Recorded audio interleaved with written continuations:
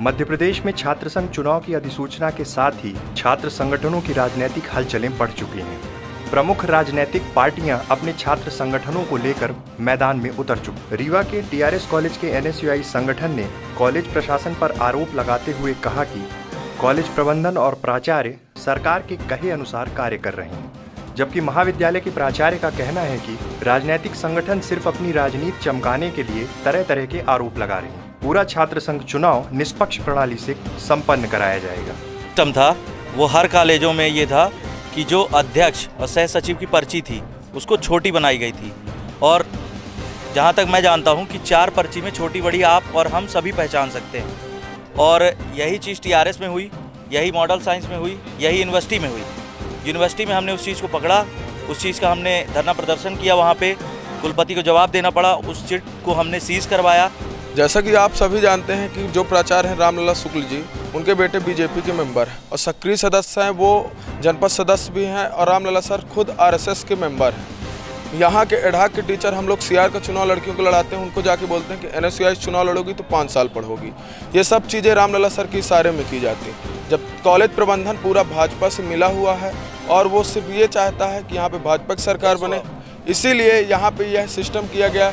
Lottery system निकाली गई कि वहाँ पे पर्ची मोड़कर अलग अलग प्रकार से की गई कि जिससे अध्यक्ष पद महिला हो, और उनके मन अनुसार 8 कैंडिडेट छात्र नेता थे जो चुनाव लड़ना चाहते थे, 8 क्लास आरक्षित कर दी गई। ये एक सोची समझी साजिश ही थी और कुछ नहीं।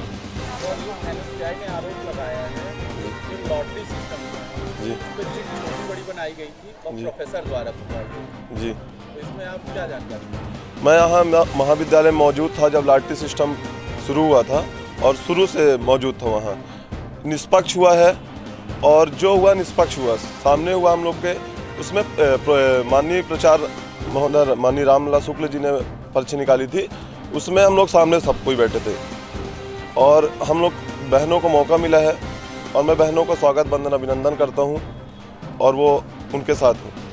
विद्यालय में न पढ़ने वाले कुछ छात्रों ने या छात्र संगठनों ने जरूर असंतोष जाहिर किया है, जैसी जानकारी मिली है हमको। लेकिन वो लोग भी चूँकि उनको राजनीति क्षेत्र में काम करना है, इसलिए अपना वर्चस्व बनाए रखने के लिए, अस्तित्व बचाए रखने के लिए उनको भी कुछ बोलना पड़ता है छात्रों के बीच में जाकर। यह जो भारतीय जनता पार्टी है, ये छात्रवृत्ति घोटाला, व्यापम घोटाला, इस तरह ये राजनीति में भी घोटाले का काम कर रही है।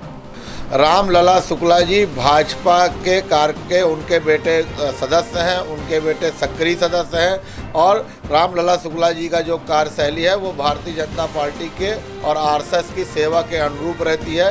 टीआरएस कॉलेज का आम 12,000 जो युवक हैं वो जानते हैं, छात्राएं जानती हैं, और लोकतंत्र का जो चौथा स्तंभ है मीडिया, वह भी करीब करीब जानता है कि रामलला जी की कार्यशैली टोटल भ्रष्टाचार वाली है।